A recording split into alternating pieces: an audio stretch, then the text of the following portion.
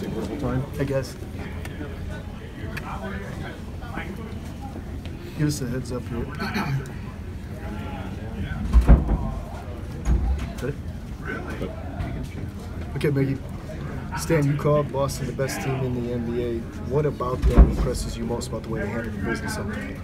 Well, I mean, I called them the best team in the NBA because they have the best record in the NBA, and that's what matters in this league.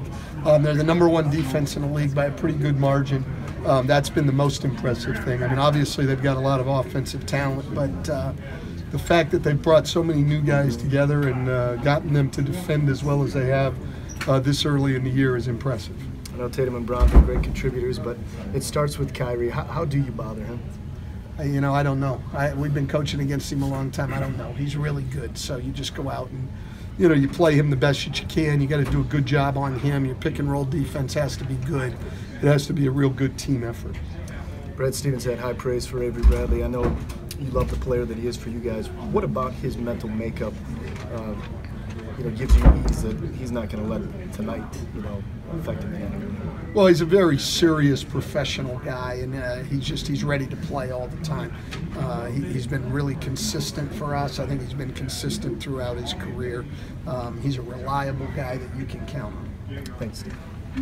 But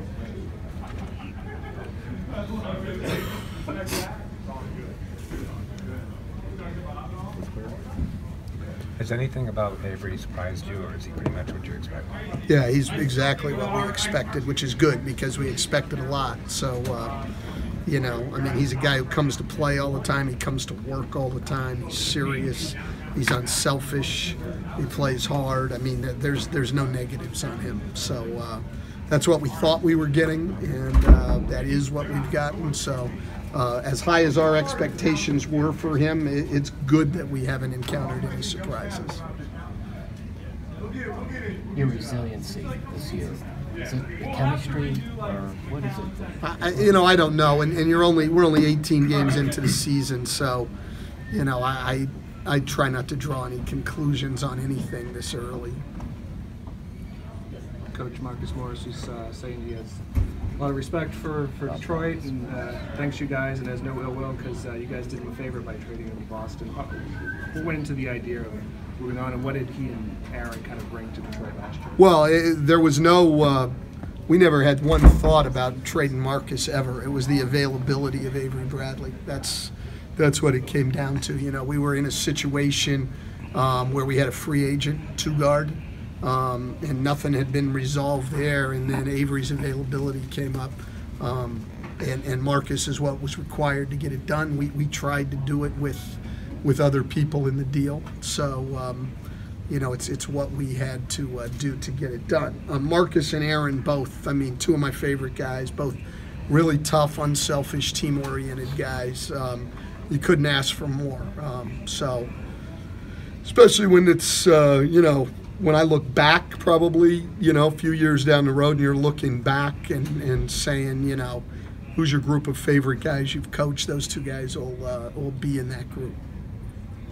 Coach, what kind of improvements has Andre made, and how hard, and what did he do differently this summer to work on his game? Well, I think, number one, he got himself in better shape, and number two, he improved his free throw shooting, which has gone a long way to improving his confidence, and his conditioning has helped him play the game with better energy over long periods of time. So those were two really significant improvements. And then he seems to have matured.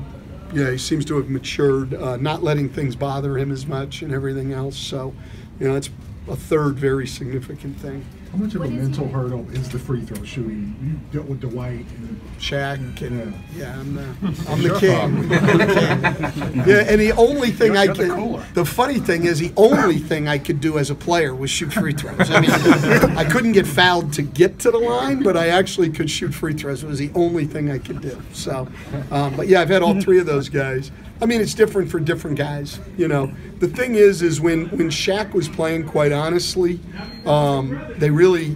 people didn't grab you like they did in the past couple of years. I mean, it was rare. Don Nelson did it, right from the beginning in one game, but not a lot. And then it amped up. Even when I had Dwight in Orlando, it was sort of a late game thing.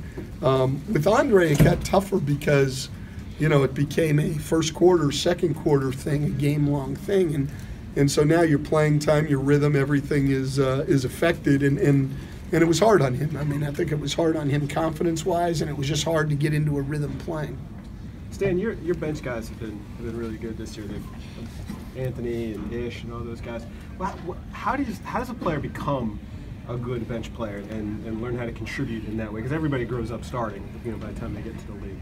You know, I think first of all, it's a matter of being a good player, and then you just sort of adjust to, you know, coming into the game, playing shorter minutes, having to get your energy going quicker. I don't really have an answer other than that, but yeah, we have had guys who have done a good job with that, and it's helped us a great deal. Hopefully, it'll continue. Anthony, in particular, is like a plus-minus monster. I know he's a smart player, he's a good shooter, but what does he do that gives you guys, you know, those positive minutes and those positive contributions? Well, he's a good defender and a really solid team defender. And on offense, you know, I mean, he's a ball mover. He helps your offense function. So other people play better at both ends of the floor, I think, with him. Coach, you've gotten off to a quick start. Is that something you envisioned going into the regular season, or are you just surprised by the quick start? I don't envision anything ever. I mean, I haven't been around that long compared to some guys, you know, but I've been in the league over 20 years, and, you know, all of your expectations and all of that, good or bad, always tend to sort of not be true. So I don't even worry about it. You just try to get better and play the next game. That's all. So I didn't have any expectations, good or bad, going in. It just, I wanted to play well game one and wanted to try to get better in game two and keep going. That's it. Are there a couple of things that stand out about Brad that makes him an exceptional coach? Yeah, he wins a lot. You know, I mean, he's a really good basketball coach. His teams, you know, execute on the offensive end, play very hard and very physically on the defensive end. And he's been able to adapt to a lot of different players. I mean, certainly this year, a lot of new guys, and I think that speaks really well of him when you're able to handle that kind of turnover of players, adapt, make whatever adjustments you need to, and still function very well as a team. Stan, what is different about Andre at the free throw line this year? I mean, he's got something that he changed his technique. He's got a better base. He's stayed with it, you know, and he believes in it. And then he's gone up there with confidence and shot the ball. So, you know, he's got something that he believes in and works for him, and that's been really good. Thank you. Right. Thank you.